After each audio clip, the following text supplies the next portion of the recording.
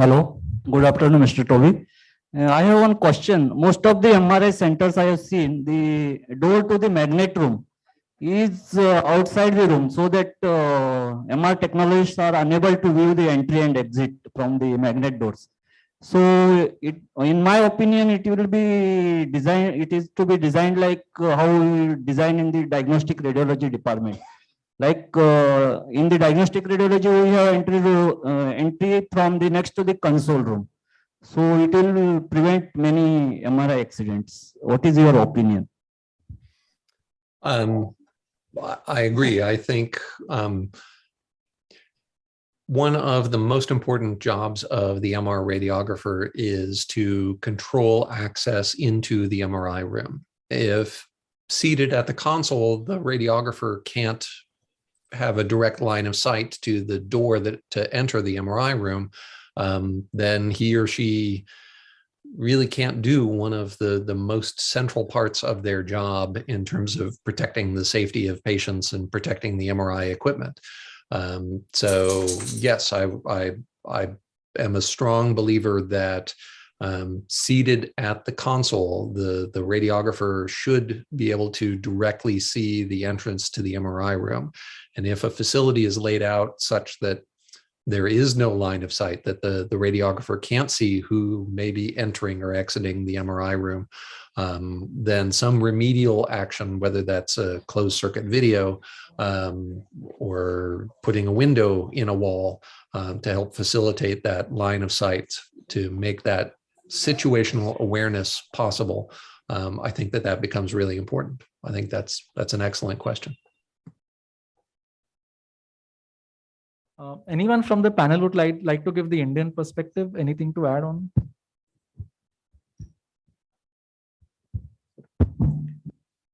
I would add saying a lot of new suppliers are providing an additional door with access, either a finger access or a code access.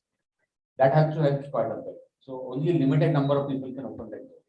So we have additional door in addition, about a feet away, 1.5 feet away from the main door, where the access is with finger detection.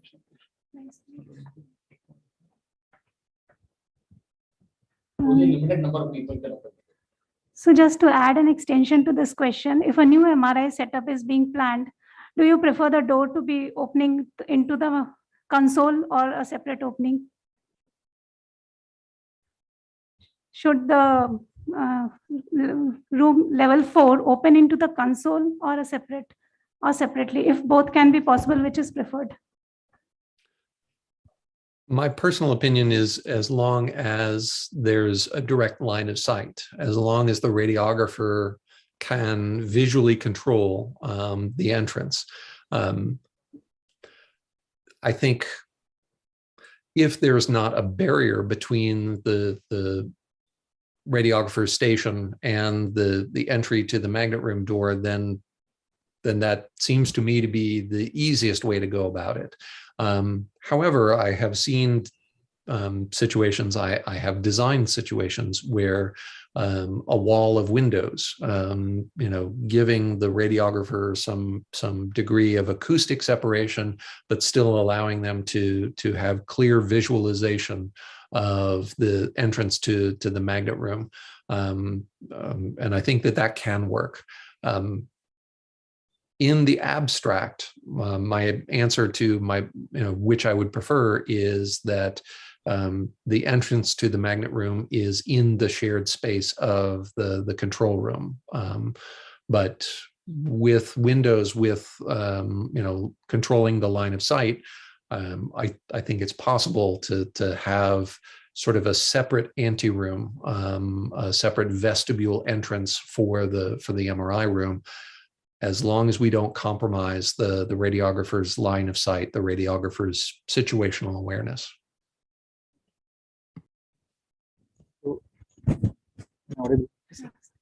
Basically, I feel that having too many entries in the gantry room is not safe, because the more entrances we keep, again all those ferro guards will have to replicate.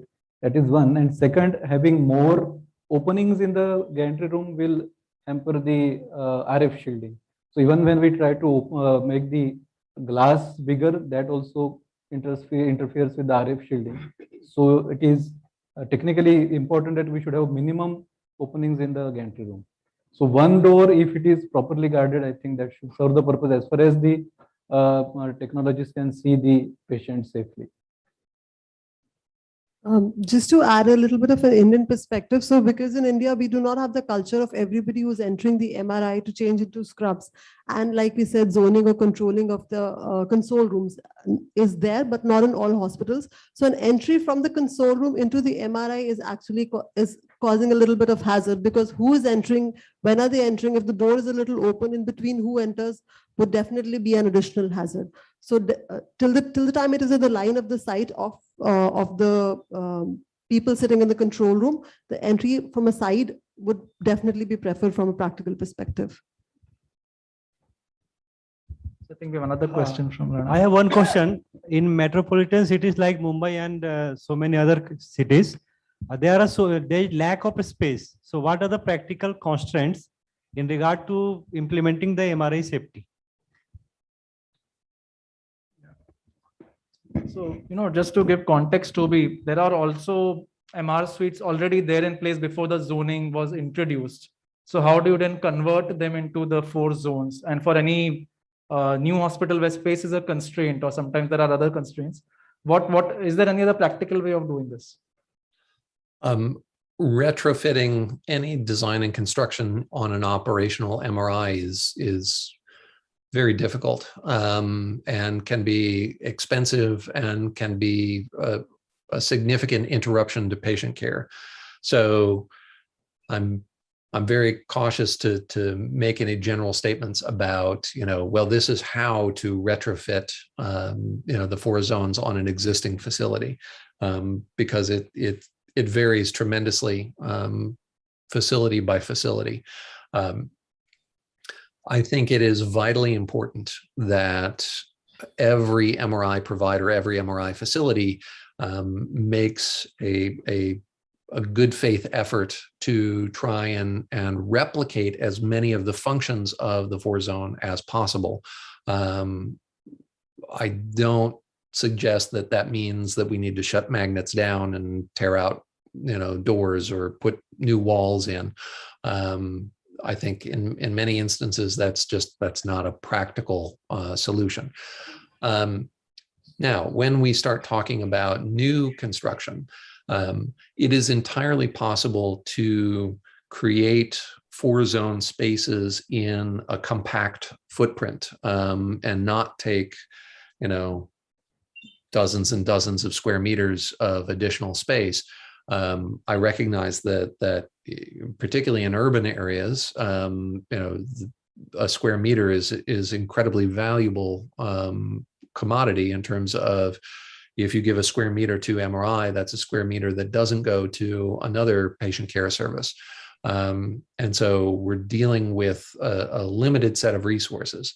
That being said, it is possible to essentially reproduce the sequence of spaces that the 4 zone model describes, and do that in a way that provides the protections, the patient safety aspect of it, that doesn't necessarily need to balloon into massive spaces. It takes somebody who is familiar with the design parameters for MRI equipment siting. It takes someone who understands the clinical necessity of working within those spaces. The last thing you want to do is squeeze spaces so small that clinically you can't do what you intended to do in those spaces. There's no point in spending, $1 million, $2 million on a scanner if you can only use it for half of the clinical functions that you wanted to use it for. So protecting clinical function is an essential piece in designing these facilities. But it is entirely possible to squeeze the prototype designs into smaller areas and still maintain the 4-zone model. And I would encourage in the strongest possible terms, any new equipment siting, any new hospital construction or imaging center construction that anticipates an MRI, by all means, as emphatically as I can make the point, that they should be designed with the 4-zone model in mind. It may be smaller, but it needs to be there. It needs to be a fundamental part of the way that MRI facilities are planned. If anyone from the panel can add the Indian perspective. So just adding a Indian perspective to the whole scenario, Tobias, and I have seen so many institutes in the country which are already constructed, but they have made a zone 3, even if that zone 3 is probably 1 meter square or 2 meters square, but they have made a zone 3, which was added later on. And I think Tata Hospital is definitely one of the examples of that as well, which was added later on for safety, and it has biometrics access control. So the access to which is only with level 1 and level 2 personals. So that is the way current facilities are being changed to modify them and make sure that we have a zone 3 specifically demarcated, even if it's a smaller area, to ensure better safety. So I agree with Tobias that the ultimate aim is patient safety and the staff safety. So, but the setups which have been created, especially in Mumbai, in very constrained space, their space is very expensive. There are a lot of safety issues have been compromised. So unless we have, because right now on national level, we do not have any regulatory body like AERB who can control and dictate that this is how the setup should be. There should be some effort to create such guidelines or in the interest of the safety of the patient and the staff. Because otherwise, unless there are some regulatory or statutory requirement, even the management will not allow or give us an adequate space to have a safe like the zone 4 model. So there has to be some effort on national level from technologists as well as radiologists together. We should have some guidelines and present it to the government that like for PET city it is always as per AERB guidelines. Nothing can be compromised. So those areas are very safe from radiation exposure point of view. So similarly, from MRI safety point of view, there has to be some regulatory effort so that the MRI facilities will be safe for the patient and the operators. I think that's a And great to that point. end, I offer my services if I can help in terms of furthering the development of national standards or regulatory requirements for MRI safety within India. So I extend that invitation to all of you. Yes, definitely we'll like to have you on panel, sir. We have our ex-national president for IRI also here, and we have the SIR president also with us. So probably we can have on national level some effort, and definitely we'd like to invite you on panel there. So we'll work with the association and try and get you on as an advisor, and this should work very quickly. Yeah, I can see one more question from the audience. My question is, what is meant by MRI safe implants?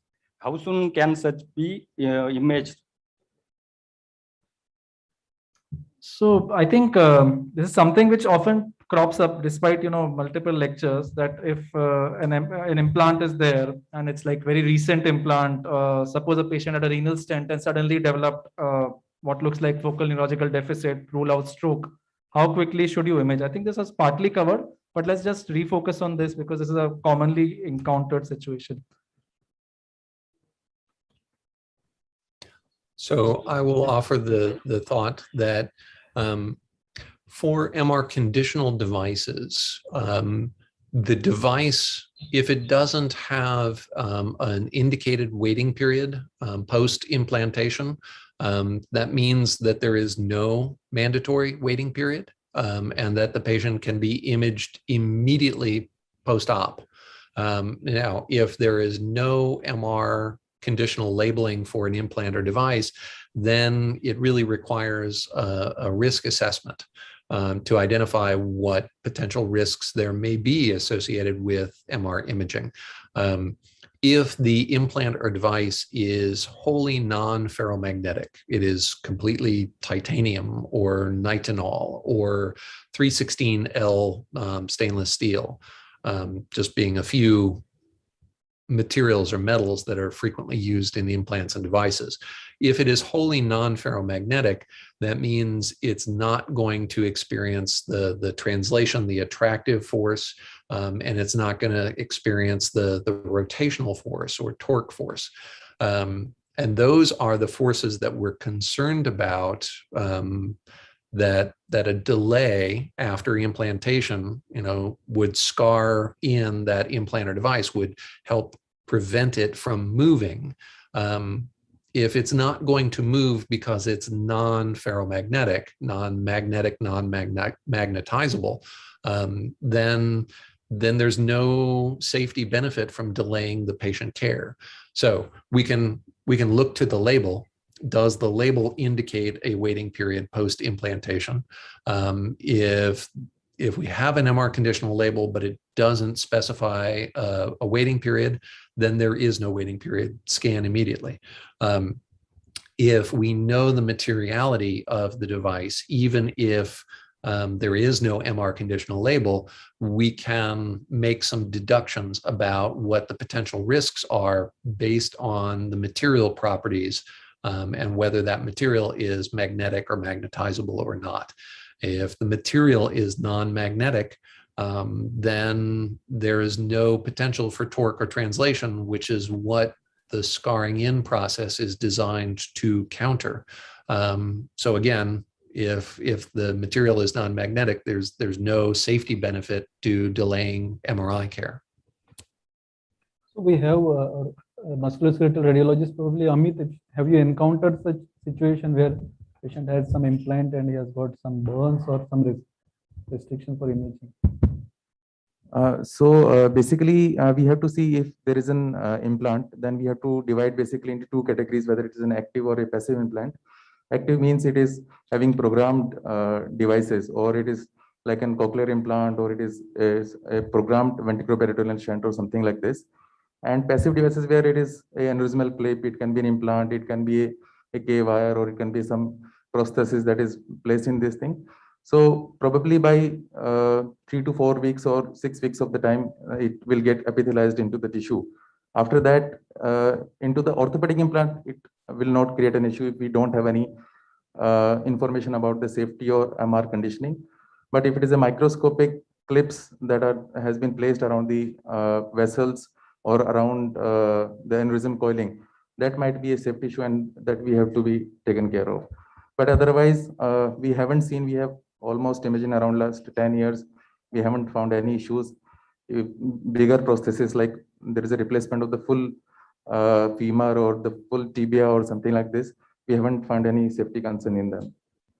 And while you, like, I like to ask our senior most technologist, WM Kulkarni, when you come across patients, the doctors are not around and there's a history of some implant, how do you decide whether if it's very old implant, whether it was safe, it was compatible, if you don't have any literature with the patient? We asked the patient about when he was operated, and then assess it accordingly. And just now, sir said that it is can be done. Then we go ahead with the procedure. Okay. So these are certain practical issues, like when just the patient has an implant, but how old it was, whether it was compatible or not. So, this is where I think one issue often crops up. We know that anything after say 2000 or something is usually MR safe, but like a very old aneurysm clip, and you Google and you will see this 1 or 2 case reports where the aneurysm has burst. And that is I think the only time when we are a little worried. So what do we generally do if that's a very old clip and we really don't have any information? I think after 2000, most of the clips we know are safe. But what if it's a 1980, 1990 clip? Do we weigh risk-benefit ratio? Do we flatly refuse? What should we do in such a situation?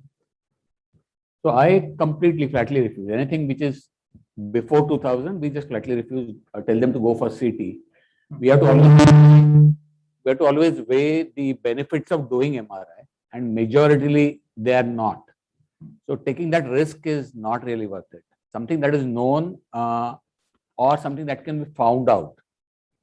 Talking to the operating surgeon or the manufacturer, you can take that kind of risk. Otherwise, I follow zero risk policy. So that's for aneurysm clips. And Yes. when if the same thing happens to say a bone implant, then I think Bone we implants would are be completely safe. Yeah. completely safe. Yeah. Anything that is old, we don't really weigh whether the risk versus benefit, we don't really have to weigh. Yeah. Something like aneurysm clip, pacemaker, cochlear implants. So zero tolerance kind of a policy. Absolutely. Metal And, implants, we have Mars sequence also is come up, then we Correct. can use them. Majority, they just will complain of feeling warm and nothing else. So no, because Amit talked of the 6 week, again, the epithelialization question that all of us have. The 6 weeks is like an ingrained figure. So suppose, Amit, just to clarify, if someone had a bone implant, let's say a few days ago, but there is another indication for an MRI, which is say an MRI brain or something, and there is benefit in doing it, would you do it in that situation, or what is your take? I think we have to see that what is the area we are going to do it. So probably if you are doing brain, then the maximum magnetic and RF effect will come into the brain. So probably from that point of view, it is safe. And even though there are some displacements, they are very microscopic displacements. So we are not concerned about those displacements, especially in the orthopedic implants. But yes, again, it is in the brain. We are concerned about 1 or 2 millimeter of the displacement of the metals that we are placed around the coils, or it is some clips. So is there any resource, like if in remote place, someone comes across a patient and he knows he has such and such implant. So like Vasu, I mean, remember she mentioned some site where someone can just go and check and put the name of the implant. And so is there any resource which can be recommended that can be referred to? MRI safety. So if you can just let MRI everybody know. safety.in. MRIsafety.com. Okay. It majorly covers most of the implants. So, and Tobias, you can correct me if I'm wrong, but I think that's the biggest resource right now available for implants. There's that one, and then there's another one, MAG Resource, MAG resource.com. It's the primary differences between MRI Safety and MAG Resource. MRI Safety is free. MAG Resource is a subscription service. But MAG Resource, if you only know some of the parameters, if you know that it was an IVC filter, that it was implanted in 1996, you can enter the elements, the information that you know, and it will say, well, here are all of the IVC filters that we have in our database from 1996 or before. And so it allows you to do Boolean searches and do sort of process of elimination searches a little bit more easily. MRIsafety.com is a wonderful resource, but you have to know the specific device, that you have to know the specific manufacturer model to really be able to look things up on that site. So if you're only working from partial information, MAG Resource is probably the stronger tool. If you have all of the details of the implant or device, then MRIsafety.com will work just fine. So just add a question to this. We know the orthopedic implants are safe, but they get heated. So if the patient complains of severe heat effect or burning, what should we do? Abort the process, or how to go about it?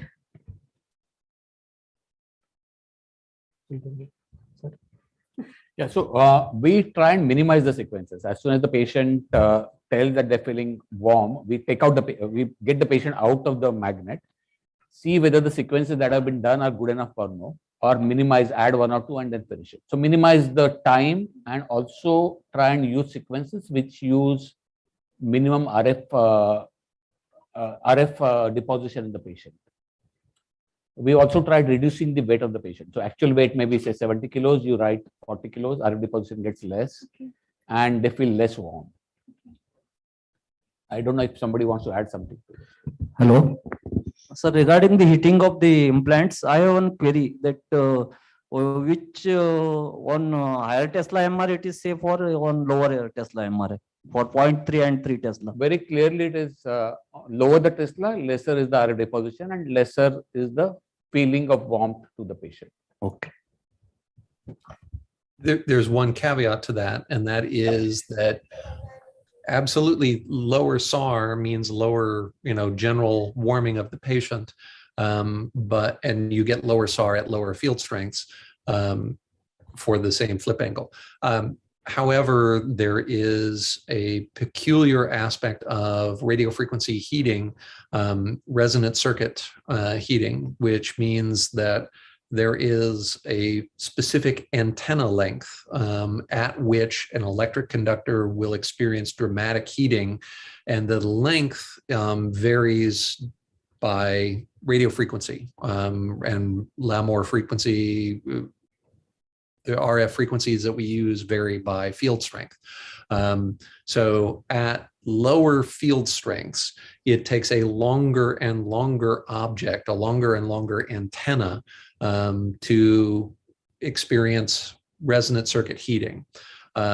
So an object, a long object may be safer at 3T than at 1.5, and maybe safer at 1.5 than at 1.0. So short objects, it goes the other direction. Short objects become more likely to experience resonant circuit heating at higher field strengths. So there is an odd situation where the risk of resonant circuit heating for a long implanter device may actually be greater at lower field strengths if it happens to be the appropriate antenna length for that particular frequency. So your simple suggestion, Tobias, is if it's a long object, something like femur or tibia, do it on a lower Tesla, and shorter object like say pituitary or brain or wrist, do it on higher Tesla? Well, if it's a long implant, the greatest risk of heating is from electrically insulated materials. So we're talking leads, right? And unfortunately, leads are the things that have amongst the greatest potential of being long in the body. So I would be very concerned, or I would have elevated levels of concern if I saw a patient who had a pacemaker with a lead extender, right? That instead of putting the pulse generator in the upper pectoral region, they had the pulse generator in an abdominal region and an extender placed on the leads. Under that circumstance, as field strength went down, I might actually have greater levels of concern for radiofrequency heating for the resonant circuit effect if we were imaging that patient at 1 Tesla instead of 3 Tesla. Again, it also depends on what part of the patient's body is inside the volume of RF deposition. If we're talking about transmit receive local coil, so if you have a transmit receive head coil or a transmit receive knee coil, then the radiofrequency energy deposition is essentially in the anatomy that you can see. And if you cannot see it when you maximize the field of view, the reason you can't see it when you enlarge the field of view is because there's no signal. There's no signal because there's no RF deposition in those tissues. So transmit receive coils are MRI's one and only means of collimation. We can essentially limit the volume of tissue that the RF energy gets deposited into if we use transmit receive coils. If we're using receive only coils, meaning we're using the radiofrequency transmitters in the wall of the tube, the tissues inside, and this will vary depending on the MR system, 60 centimeters of length, centered around isocenter, so 30 centimeters superior, 30 centimeters inferior, plus or minus. all of the tissues inside that volume are getting direct radiofrequency energy deposition. So if we are doing a knee on that patient who has the pacemaker in their abdomen with the extender going up into their chest, if we're doing a knee with the transmit receive knee coil, I have zero concerns what field strength you're imaging that patient at, because all of the RF deposition is then only in the knee and none is in the thorax where the pacemaker is. So patient come with a tattoo, can we accept the patient or refuse the patient? If it is accept, what is the reason? If you refuse, what will be the reason, sir? So maybe Palak, do you want to take that one? We don't get many patients with tattoos, and I have not seen an issue such as this, that the patient had a thermal burn or something. Literature, yes, there is heating up of the site where the tattooing has been done, but I mean, unless something has gone off my notice. So have we encountered somebody with a tattoo burn or injury? No, we haven't. And the same logic also applies if there is a tattoo somewhere in the body and you're imaging far away from that site, that's fine. No, in our It's not going presentation, to- it has been said tattoos people skin burn is happened because some liquid metallic pigment will be used for the I think tattoos. in Yes, so our technically, government yeah. setup, probably you are not getting many patients. So with we have tattoo, not but- encountered that. Yes, by literature, if directly it comes under the site that you are imaging, it can cause a skin injury or a skin burn. Yes, ma'am. But In corporate setup, I not think there might be really. Sir, patients. any experience with your site?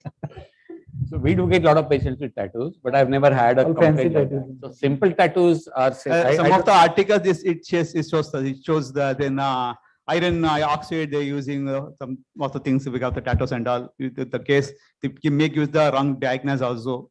Is it true?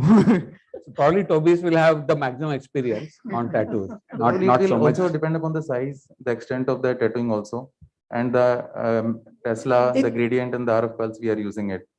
So So it- basically we have to explain to the patient regarding probably these are the things which might happen, and we have to consult the patients. These are the potential risks, and we have to go ahead with the scan.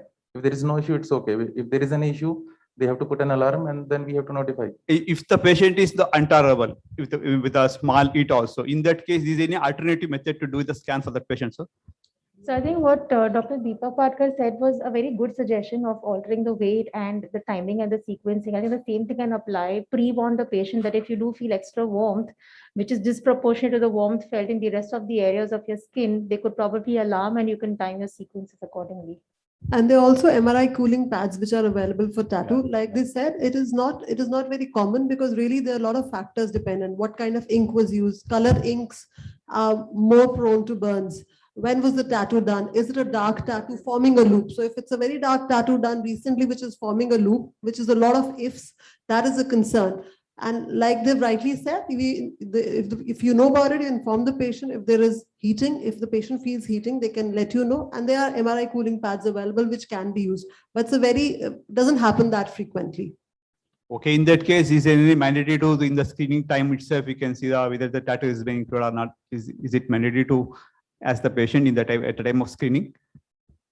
So this is a part of the screening form if the patient has recently had a tattoo. Yeah. But like we were discussing, every screening form has to be tweeted a little based on the organization. So like government organizations don't have many such cases. Private ones have a lot of such cases or maybe a little more. So this should be a part of your screening form and it should be asked to the patient if they have recently had a tattoo. Thank you. I think those MR cooling pads, if you know the details, probably we can see and make available if at all. We also start getting patients with tattoos. Sure, so we'll be happy to share those details. So a few newer devices which we very occasionally encounter in government practice, but certainly I'm sure many private practices have started seeing. For example, these temperature tipped bladder catheters, which have temperature probes. Are they safe? What do you how do you image such patients?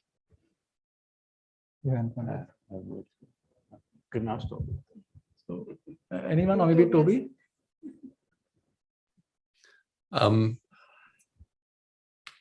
Anytime you have a wire or a lead that is both outside the patient's body and inside the patient's body, like a temperature sensing catheter.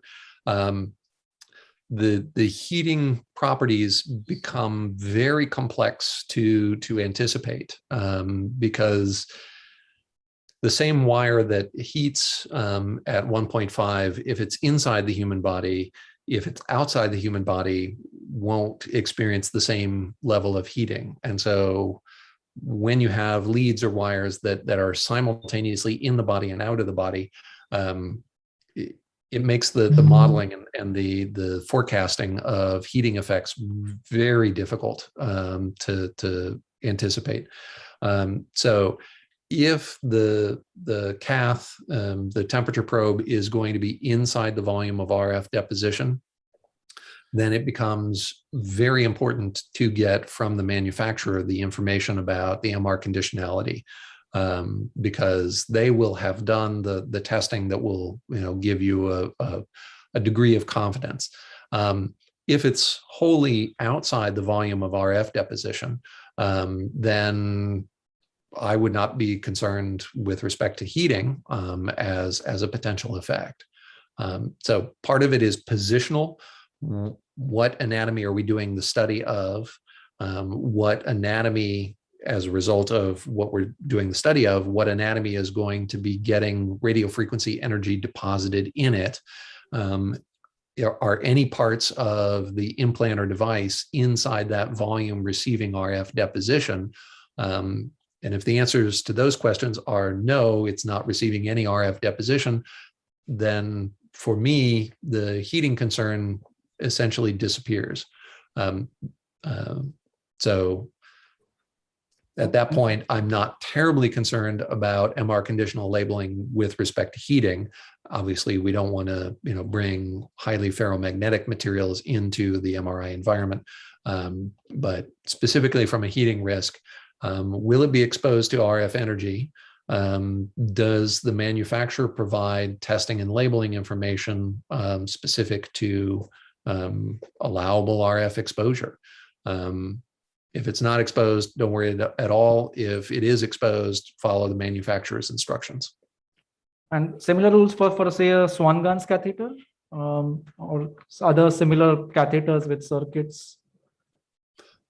Yes, I would follow that same general guidance for all catheters that have metallic inserts or probes. Yes.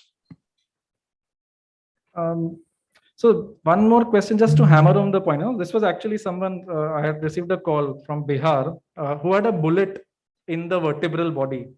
So would that be safe or not safe? So it's a bullet, it's a metal, but it's in the vertebral body, so it's not really mobile. So what would we do in such a situation? So I'll take an initial stab, but I welcome the thoughts of the radiologists on the panel. The way that I phrase those questions in my own mind is, what are the potential harms? If it's lodged in the vertebral body and it's not going to move, then translation force, torque force, the risks, the potential harms that result from that are effectively zero. So then it becomes a question of potential heating. The FDA, the US FDA, several months ago came out with a new publication that essentially says, in terms of guidance to manufacturers of implants and devices, their new guidance for implant and device testing for MR conditional labeling is, if the object is 2 centimeters in conductive length or smaller, don't even bother testing it for radio frequency heating, because at that size, for field strengths 3 Tesla and less, there is functionally no mechanism by which it will heat more than the surrounding tissues. You won't get focal heating in a metallic object that's 2 centimeters in electric length or smaller. So if you have a bullet in a vertebral body, and it's embedded, it's not going to move, then there's no potential harm that would result from torque or translation. If it is electrically conductive material, metal, but yet it's 2 centimeters or smaller, then the US FDA essentially says there's functionally no potential for heating at 3 Tesla and less. You go above 3 Tesla and then the dimensions change. So under those circumstances, I would regard this as being a relatively low risk situation. But again, I would defer to the radiologists on the panel. I think Amit is also, any comments from you, Amit? The same points. The same points. And so just, so the same bullet is in the muscle, but again, an old wound and it, it wouldn't be moving. It would be equally Same safe? thing, Same thing. But if it's in the peritoneal cavity, then certainly. Yeah, if it is in peritoneal cavity, but it is maybe it is freely mobile, then Yeah. we have to see. Otherwise, probably by the time it might have organized, Yeah. and also it should not create any issues. Perfect. So you got the question from Bihar, right? So it was actually, so it's a I'll explain it later, but it's actually a true incident. Any questions from the audience? Is it okay to carry a non-magnetic metal like gold in the MRI room? Should we ask the patient to remove the gold he is wearing? Yeah. I'll probably take up that because this is a question which was asked many times, because gold and silver per se are non-ferrous and non-magnetic, at least the pure ones are. But is it safe to take them inside? So there are a few points to be taken care of. It really depends on the site which you are scanning. So if you're doing a brain scan, it is definitely not safe to be wearing gold or silver, because while they are non-ferrous and non-magnetic, they are definitely very good conductors of electricity. So you need to make sure of that. And also another anecdote which Tobias also mentioned a couple of days back was that a lady wearing a silk sari got burns on her body because of the gold wires or the gold threads in the silk sari. And we also saw during the presentation, there are a lot of antimicrobial clothes which are coming up, which have silver threads inbuilt in them. So it is definitely recommended from a goal or perspective to remove them. That should be the first one. That is the best policy, avoid them. And from change into hospital scrubs, because a lot of times you're wearing smaller gold piercings or earrings, which you are not aware of because that's a part of your life. So change into scrubs. And that's the best policy to follow for gold or silver. So as a practical point, probably when we give appointment, we should include this point in the instructions to the patient, because in a setup like us, if someone removes the gold ornament, then he might lose it. Then again, there is an administrative issue. It is better Tell them not to carry valuables, and we are not responsible for it. Absolutely. And simple logic that I follow is whatever can be removed, please remove. Whatever is very fixed and difficult, you can take a decision sitting on that. I tell them jokingly that if you carry it, you will know that it may not be gold and it has been sold to you as a gold. Hello. Difficult way to know, sir. My next question will be for all panelists, and it is for MRI technologists. So before asking, I request all to not to take it as a personal. It is first request before asking the question. Unless it is a political question. No, it is a very important question and it is related to MRI safety only. So I have to give a disclaimer before asking the question. So many of the MRI centers or hospitals I have seen, most of the technologists are permanently working in MRI department. This will give more safe working area, working atmosphere. But in some hospitals, the radiological technologists working in all the modalities, CT scan, mammography, interventional radiology, and MRI, all are rotated for tenure of 4 months or 6 months. By doing this, the technologists are posted once in 2 years or after 3 years or 1.5 years for 6 months. Is it a safe practice, or we need to change? Means for MRI we have to keep technologists, fixed technologists in MRI. So this is for all So, panelists. just to sort of modify that, and in the US, for example, we have MRI level 1, level 2 personnel, and I think what Surya sir has started is essentially this training so that everyone reaches that level 2 personnel. But if Patkar sir, perhaps you will be the best one to answer. Is there any such requirement in India of MRI training, and what do you envision in the future for ensuring safety? So I'll keep the politics aside. Having said that, it's a question of opportunity as well. So training is very, very important. I strongly feel not only in MRI, whether it is CT scan, whether it is cath lab or anything, a non-trained person doing something without supervision is not acceptable, whether it is MRI or anything else. Having said that, if you do not provide the opportunity to get trained in the given situation, it is kind of end of career for a lot of people.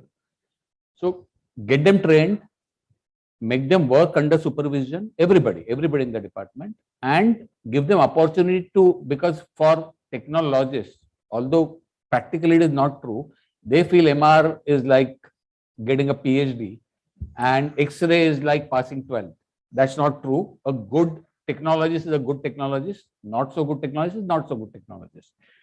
Having said that, opportunity has to be given to everybody and under a proper trained manner. So you can have somebody who knows everything, a jack of all, somebody who is kind of ace in his field, but everybody in the department should be given opportunity, is what I feel. So Mishra ji, you can also add to this about the training. For example, you are the safety officer. We have these levels for radiation safety. What is your take on MRI safety and training?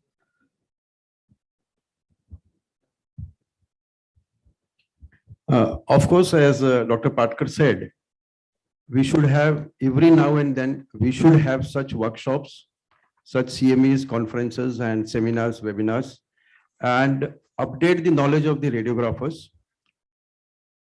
Actually, the question of Mr. Bhagat was something different and we are talking something different. But as Dr. Patkar said, everybody should be given a chance. And if the head of the department or the institutional head finds that the person is well versed with the procedures done in the said applications, then he should be continued in that modality for a longer time. Of course, that will be beneficial for the patients and the paramedical, medical and auxiliary staff working with him as per concern with the MRI safety. So if the person knows the MRI safety, if he is working for a longer time over there, and if he knows everything about the area, then of course he will be beneficial for the staff working in the vicinity of the MRI equipment. So of course, once the number of radiographers come in the department, we have to choose the best. We have to choose the one who knows the things, who wants to understand the things, who wants to learn the things and wants to go ahead. As Patkar sir said, कि बहुत लोग होते हैं कि चलो इतना ही काफी है अपने लिए. So they don't want to try for next step, next level. So they don't study, they don't update themselves and they don't dare to go ahead. So this is the point where the technologist has a chance, a good technologist has a chance to go ahead, prove himself and do the best for the institute and for the people around him. What we do practically since last 3 years is that we take a short 1-hour lecture every 6 months for all our paramedical staff. That includes technicians, nurses, ward boys, first-year residents also. That lecture includes safety aspects in all in entire radiology. It starts from consent taking, handling of female patients by male doctors or male staff, giving contrast and managing contrast reactions, and MRI safety. So this can be covered in 1 hour, basics what they need to know. So that we take for all our paramedical staff once in 6 months, so that when new staff comes in or they forget, so it gets reinforced kind of. So if you are a big hospital and you have a rotation system for your paramedical staff, then this sort of counters it. See, although this type of seminars and teaching everyone right from the ward boy to the residents, it's very important. But once you know that I'm not going to be posted there, how many of us will really sincerely attend it and follow it? So the thing is, if you keep on rotating, you are, and theory is different. You may be fully aware of what is happening, but when you look at the small things, which you can, like while observing the people who have been working in MRI for a long time, you will know those small things which have to be followed. So in that way, and it's not only when the person leaves, it's also when there are many leaves have to be taken. So, when person goes on leave, you have to have an immediate, you can't send somebody for training if the person who's working there is on leave. So in that case, you have to have people, some of them will be very good, some of them will be something medium, and some people who are just learning. So that rotation is important, but only thing is time period may vary from which level you are talking of.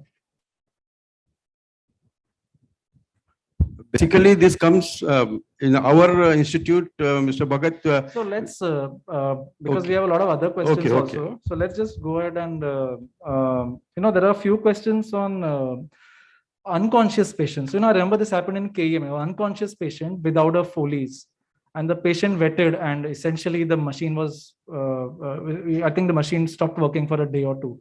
So what is the policy for unconscious patients? If there is no Foley's, do we use adult diapers? Or for the other extreme, if there are patients with adult diapers, but then they are wet, what should we do in such situations? Anyone can answer that? Anyone from the panel? Yeah, from gynecology. I think adult diapers are safe even if they are wet, because anyway we do MR defecography in which the patient has to defecate in the diaper and it becomes wet, and we can do the study. So as long as he is wearing a good diaper, even if the patient wets it, it is okay because the diaper absorbs it. If anybody like in one of the lectures, the wet diapers was one of the risk factors for heating. Heating. So that is probably So, the yeah, that's why I was coming from asking that. whether, is there a policy in place in any institute on this aspect? It would be just interesting to understand what people do. I think we're not following that policy. But maybe Tobias knows if there's a policy per se, but we haven't heard from anybody. It's not in our checklist. That's it. Right. So but there is one investigation like MR defecography where the patient actually defecates in the diaper, and it is the gel and liquid which it defecates, and we do that investigation safely. So that is like a practical Practically, it doesn't. aspect of it. So Tobias, you have some. We are not following that policy or in our checklist. Is it that critical? Is it that recommended? There are one or two anecdotal reports of patients who reported having burns in areas that appear to correlate with a wet diaper. Now, given the tens of thousands, hundreds of thousands of MRIs performed in the United States, to have one or two anecdotal accounts, is it a potential risk? I think we have to say yes, there is some potential risk there, but just given the numbers that I'm aware of, I think that risk is very, very, very small, and I think it would be appropriate to develop individual site policies based on a relatively low risk. Again, just based on anecdote, I have never seen a paper or a formal presentation on the relative risk or even simulation modeling of burn or heating potential for a wet diaper. Good to know that, because so we can include it in our checklist, but tomorrow we don't have to indent the diapers. So adding on to the same question, if the person is from welder or vending, you working in welder person, the patient is unconscious. In that case, can we accept that patient? The history of working in welding or winding or something like that. Is industrial person, the patient? Simple answer, no. You screen them, do a CT, of the eyes at least, and then get it done? Simple answer is no. I'm very puzzled as to how many of us ask whether you are a welder. Again, the And answer is taking no. the over history there. of from the concerned person, the Nobody ability gives- of the person. Nobody you- will, you- before nobody taking will the scan. come upfront and tell you that I am a welder. No. If we know, answer is no. Don't Okay, do. sir. I mean to say the patient is come from ICU or something like that. In that case, if you cannot refuse that patient, in that case, what we can do the things, sir? Get a CT done. So for all unconscious patient, if brought in case of trauma with no relatives around and an MRI is indicated, what should we do? Usually when you do the first sequence, you see the susceptibility, and one sequence will not cause so much damage. Should And we that do is a- when you would suspect and, take him out and get a CT done. That is practically what happens usually. Is a whole body CT recommended before an MRI study? What is recommended is only eye scan. Okay. Ask some questions on intervention. Actually, yeah, that's coming up next because MR intervention is now coming up, and we have done a few procedures as well. So if Palak and Suyash sir can give the perspective on MR and intervention. Sir, I have one question. If hold on, let's just let them answer this one, and then we can go on to that one. So practically, we are not doing any MR guided intervention. Other areas, probably breast is the only area where we have recently started. So maybe Palak is the right person. Yes, so the two procedures that we do under MRI for breast are localizations with a clip placement and MRI biopsy. So the thing is, you are left with no choice when you have a lesion seen on an MRI breast with no correlate on a mammography or an ultrasound, and you find it suspicious and you have to target. So then comes the question of what you do. So MRI guided breast biopsy procedures are also not routinely done in our part of the country, but we follow safety norms. We have a special kit. So the first thing to do for safety wise is to have your infrastructure ready. You need certain compatible instrumentation and hardware required. It is something which is easily doable. The scare or fear of doing it is much more than actually doing the procedure. So would you want to venture into it? Yes, you must, because that is an answer to a lot of your questions in certain cases. So have your kit ready, have your hardware ready. And the key is to have a good support and do your dry runs, do your dry checks. The biggest, one of the causes for doing something wrong in the MRI suite is when you're not prepared and you start running helter-skelter, not being prepared with what you're supposed to do. So if you're going to be a novice, a beginner, know your theory well, do a lot of research, be prepared and do a dry run on a dummy and perform your procedure, following all the steps well. Of course, you'll be using MRI compatible instrumentation, so you're not worried about that. One caution over here is there are different kind of vendors available. So when you're doing a biopsy with a vacuum assistance, so the biopsy unit will be compatible, but the vacuum assistance hardware may or may not be compatible. So the one in which it is compatible, you can probably carry it near the suite. But if it is not, the equipment is kept outside. So while the actual procedure is done, you can have your door open and the kit is being used. But there is a foot pedal, which may or may not be MRI compatible. So you should be knowing all this stuff. The compatible MRI foot pedal has to be procured and bought separately, and that can be kept near the patient. One thing to remember is whenever we are doing these interventions, the patient is wheeled outside, of course, in the MRI bed in the same position that you're doing the imaging. And but you need to take the patient completely outside, so you are as away as possible from your peak ferromagnetic field. And be calm, be patient, it's okay. The other thing is localizations and clips. Again, we have compatible instrumentation, so it's easily doable. We are not really dealing with drivers and VAB assistants and all over there, so that doesn't come into picture. And so we had an instance or so where we did not have the compatible instruments, and during the COVID times, and there was no way out, but we had to target a lesion. So in a very dire situation like this, the way to get around is we use a Copan's hook wire, but that is not really compatible. So what you do is take the patient on your MRI suite, you do a skin localization with the vitamin E. If you don't have a fiducial, it's okay.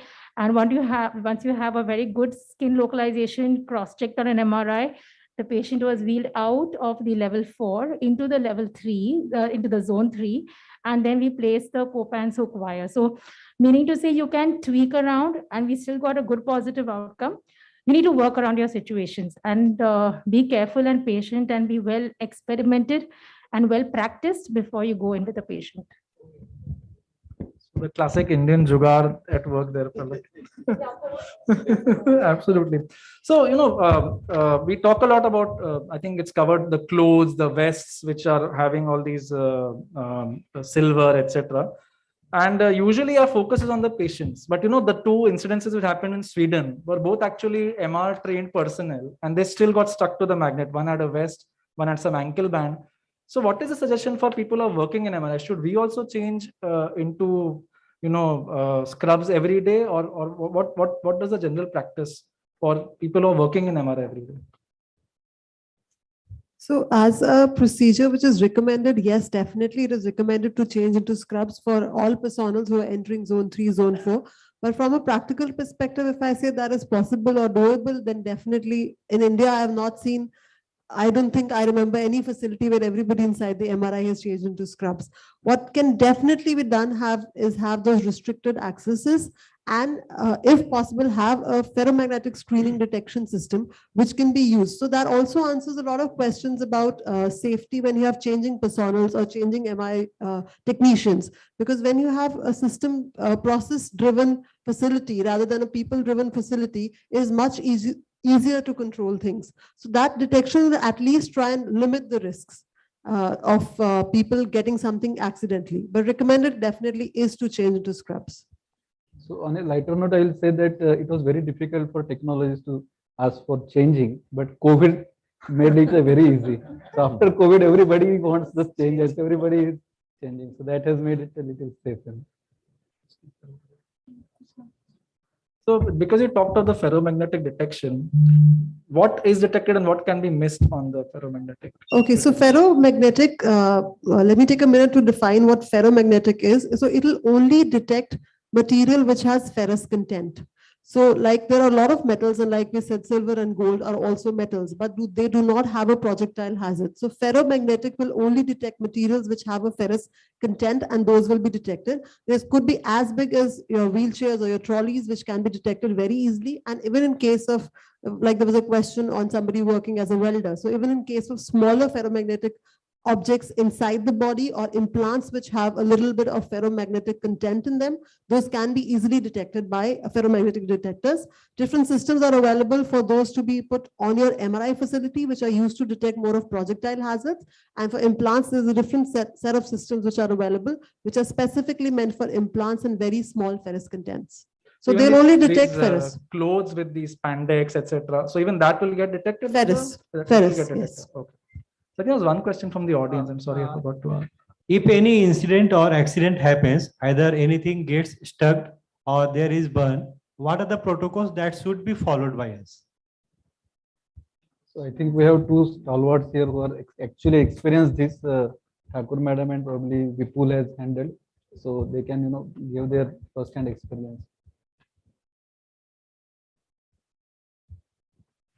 So it depends upon the magnitude of the event which has occurred. Like suppose the patient is the patient has a patient alarm in his hand. So if he's just complaining of any warmth or discomfort, you can immediately stop the scan.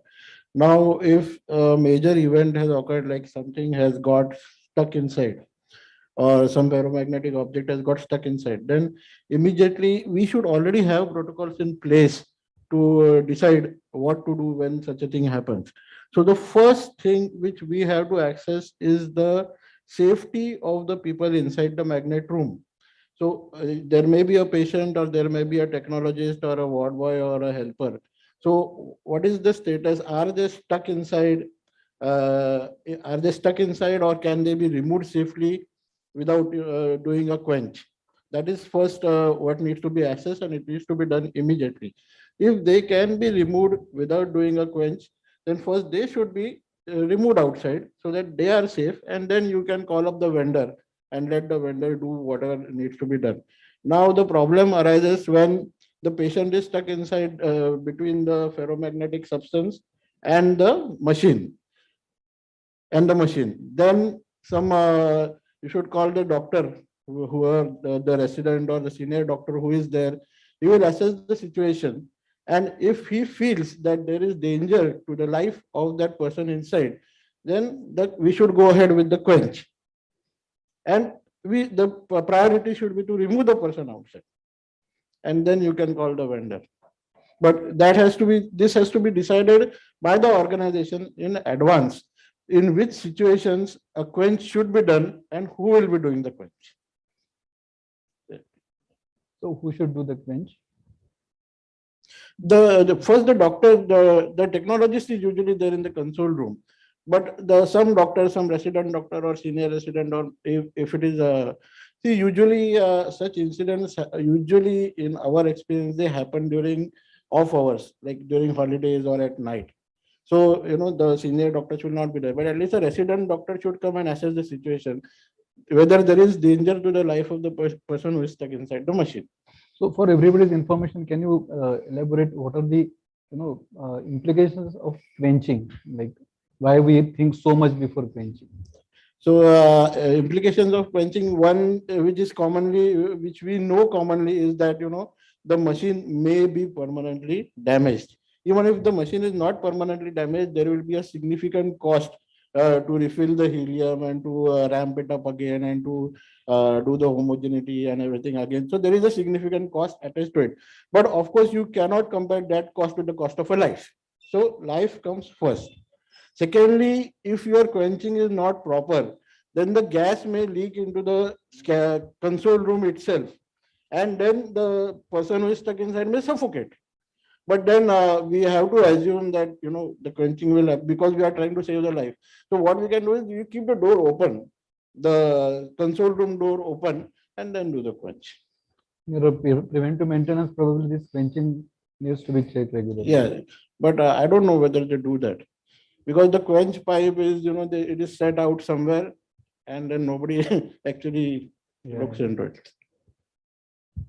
So actually speaking, all these things which you said, and in an accident which happened at our institute, everything, luckily it was on a Saturday around 7, but in spite of it being a non-working time, luckily one consultant, Dr. Amit, only sitting, he was present in the adjacent room. So he immediately went there and he tried to quench it. But the issue in our case, so normally within 2.5 minutes, everything should have been fine. But 2 people are stuck there for almost 3 to 4 hours.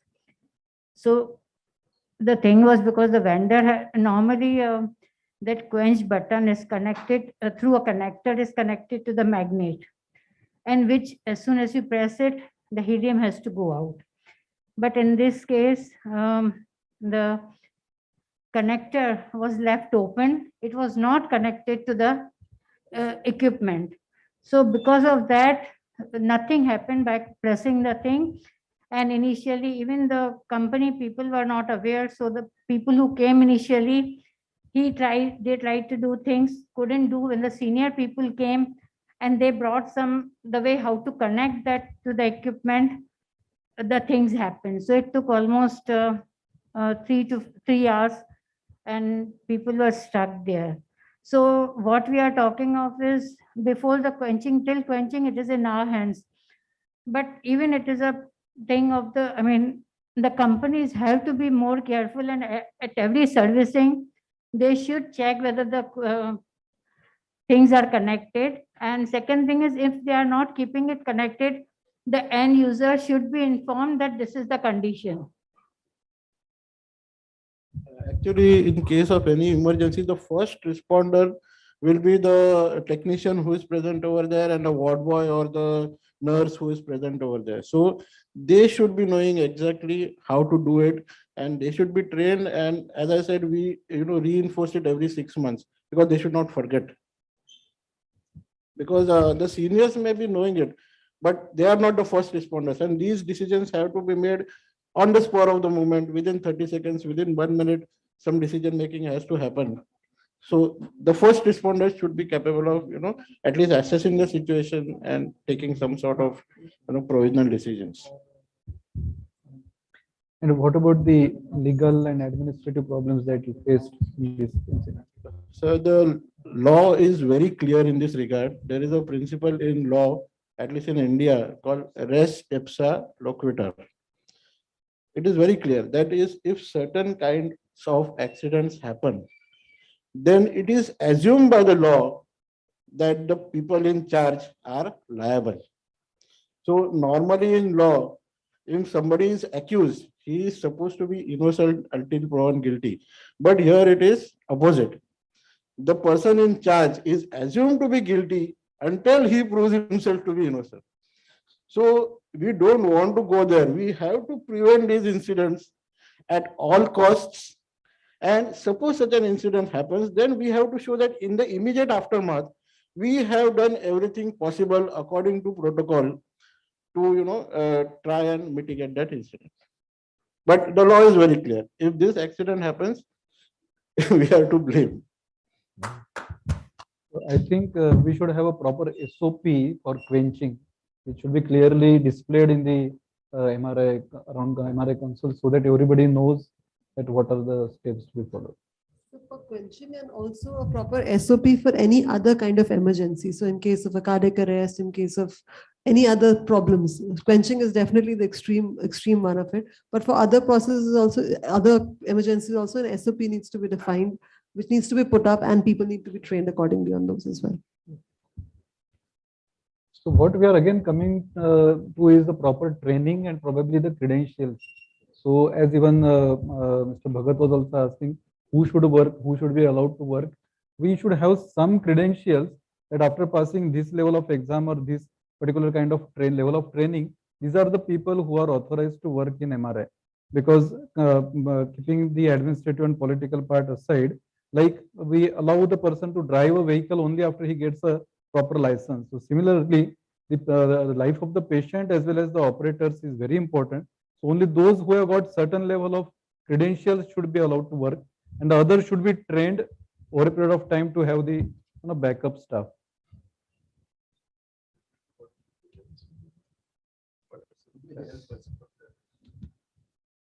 Anything else? One more question I have for Mr. Tobias Gill. I have read some articles regarding occupational hazards to MRI technologists after working for a long period in a high field magnets.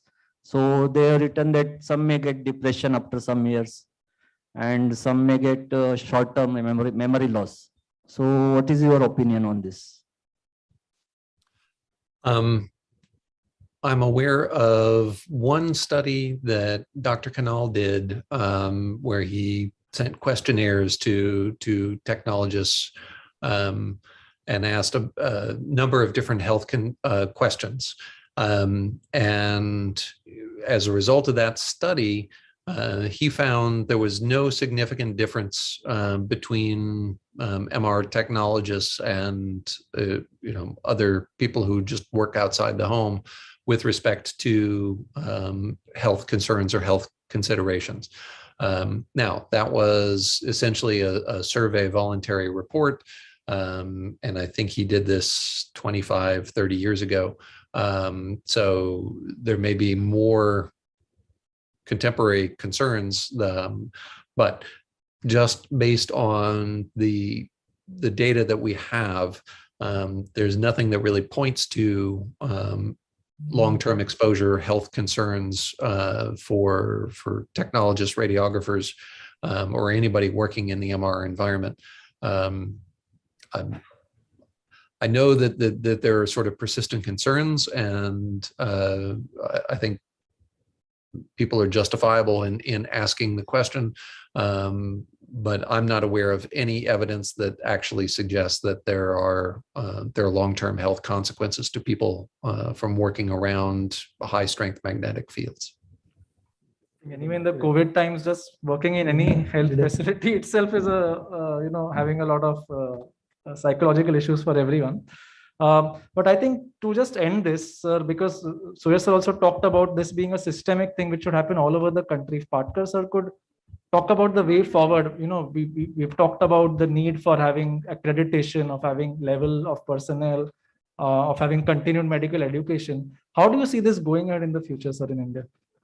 So unfortunately, in India, we presume that everybody knows everything, whether it is COVID or otherwise.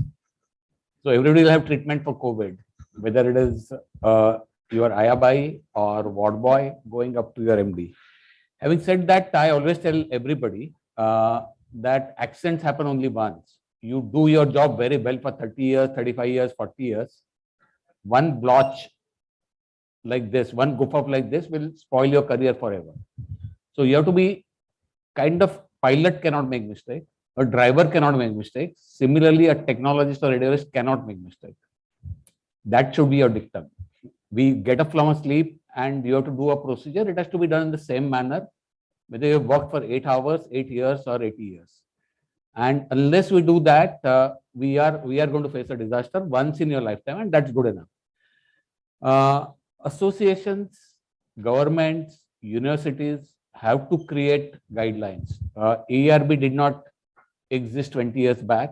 PNDT did not exist 20 years back. As soon as we had that, everybody is on their toes and we are following guidelines to the T. So necessity is, again, we presume that MR is absolutely safe. It doesn't do anything to anybody. We have to have guidelines, we have to have protocols, and we have to have laws actually. So guidelines and protocols unfortunately don't work in our country. So unless you have a law and stringent law as to who can do it, how he can do it, when it can be done, where it can be done, accidents are going to happen. So as an association, as radiologists, radiographers, we have to pursue this with the government to make laws not as steep as maybe PNDT, but as good as AERB. That's the only way forward. I think that's a great way to end this session. This is probably the most important take-home point for all of us.